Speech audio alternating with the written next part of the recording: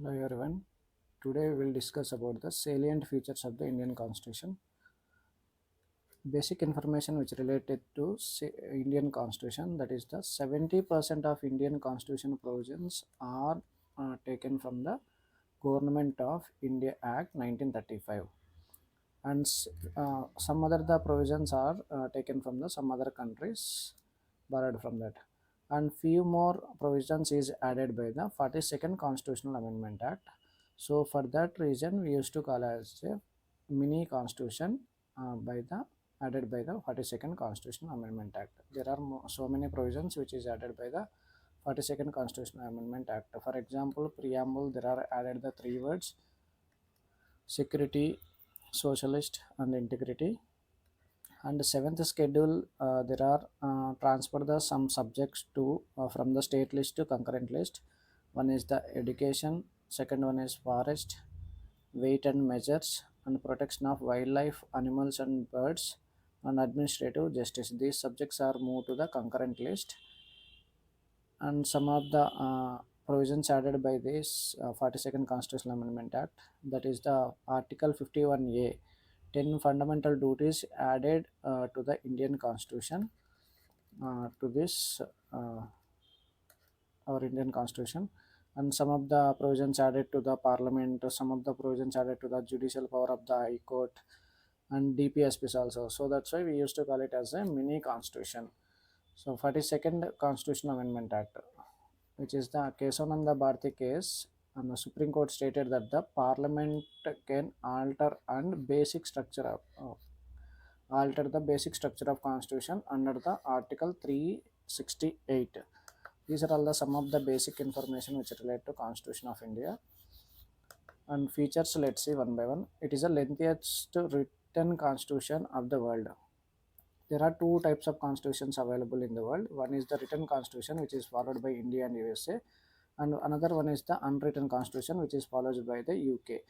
Indian constitution is a type of like a lengthian constitution of the world. Originally, there are a preamble plus 395 articles plus 8 schedules in the original constitution as per the 1949 basis. But when it come to the today, it's 2013, there are preamble plus, and they are 470 articles which divided by 25 parts plus 12 schedules. So these are all the current constitution length. So which are the provisions, parts, and schedules are added.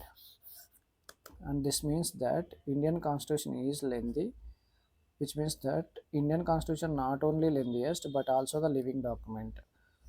Why it is living document? Which means that the under Article 368, it enable the Parliament to add or repeal any article from the Indian Constitution. That's why we used to call it as a living document. Reason for the lengthiest constitution. Why we need this much lengthiest constitution?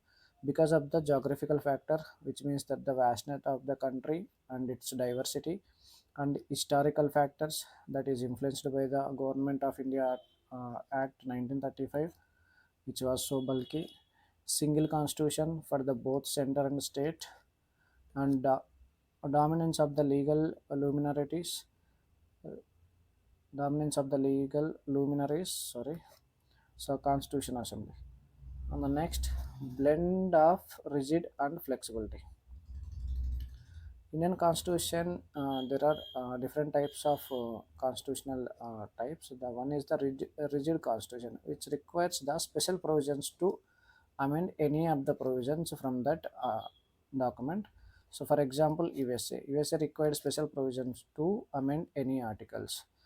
And the flexible constitution is kind of very easily amend the any provisions. So for example, UK is following this flexible constitution. Indian type of constitution is like a more flexible than rigid. So India is more flexible than rigid. For example, under Article 368, many of the provisions can be added so easily. At the same time, many of the provisions is amended by the two-third of the majority of the member of each house, present and voting in the parliament, and some of the provisions is required to ratification by the half of the total states. So that's why it is rigid plus more flexible. And the next one, separation of powers.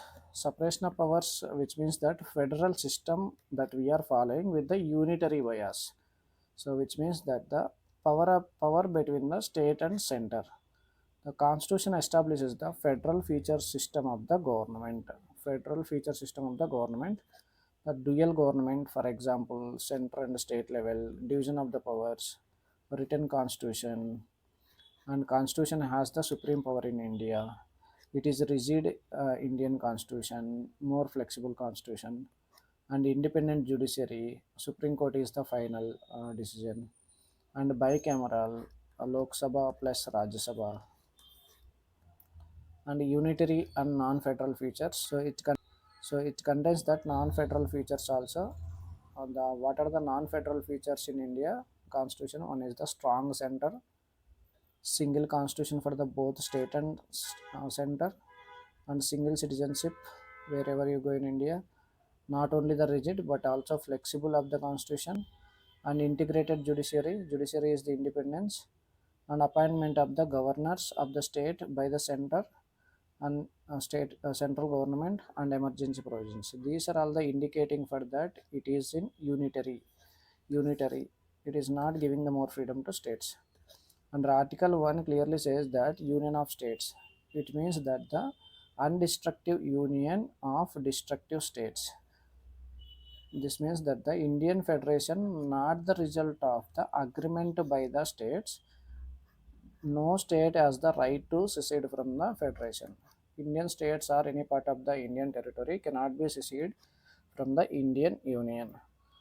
And the next one which we see about that, what are the other experts is describing about the Indian Constitution.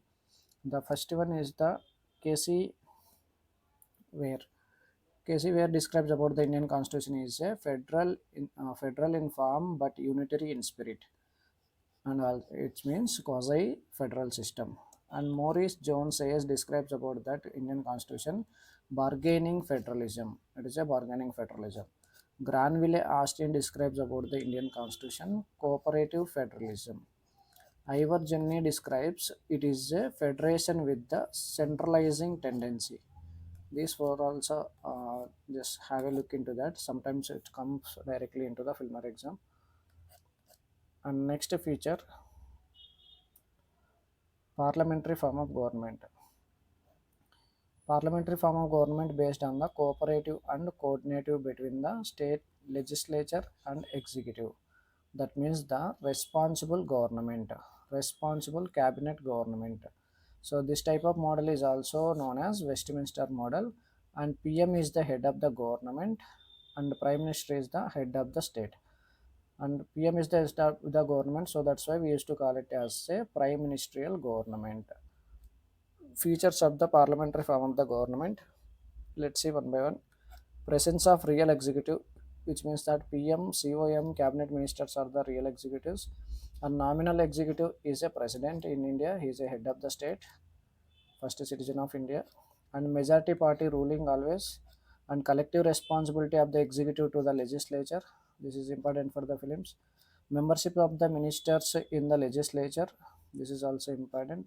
Leaders of the PM at the center and CMs at the state level, and dissolution of the lower houses at the Lok Sabha and Assembly also at the state level. So we will get into more detail about this parliamentary versus presidential system in the later sessions. Judiciary supremacy. This is also one of the feature in Indian Constitution. Judiciary supremacy means that Indian system, judicial system is a independent judiciary. In India, Supreme Court is the final, and it has the power to judicial supremacy. Indian Constitution under Article 21 provide that procedure established by law. It is given by the Indian Constitution, and US is saying that the US provides the due process of law. This is one time giving the preliminary exam in the PY case. Keep in mind. And constitution, Indian constitution establishes the judicial system that has integrated as well as independent. Judicial system is integrated in the constitution of India. It is not separately written, but also it has the independent body. And India Supreme Court at the top of the integrated judicial system. When it come to the high courts, these are all the top at the state level. Supreme Court is top at the India level. So these are all the hierarchy of the subordinate courts and district courts, other courts. These are all come under the High Court. High Court is the top at state level. Supreme Court is a federal court. It's highest court to appeal. It is guaranteed of the fundamental rights and act as a guardian of the Indian Constitution. So let's see one by one what is the best features why Supreme Court is independent judiciary, which means security tenure of the judges and fixed service and conditions of the judges is all independent.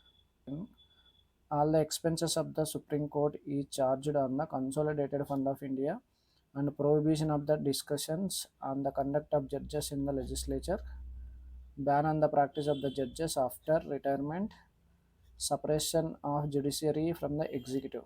These are all the some of the features which clearly says that Indian Supreme Court is a independent body. And fundamental rights. The fundamental rights is a part 3 of the Indian Constitution that is guaranteed the six fundamental right to all the citizens of the India, and some are giving the foreign also aliens, foreigners.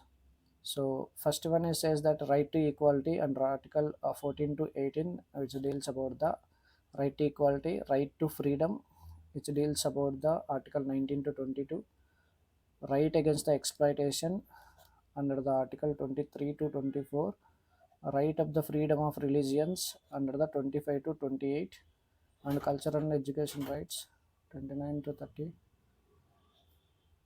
right to constitutional remedies Article 32.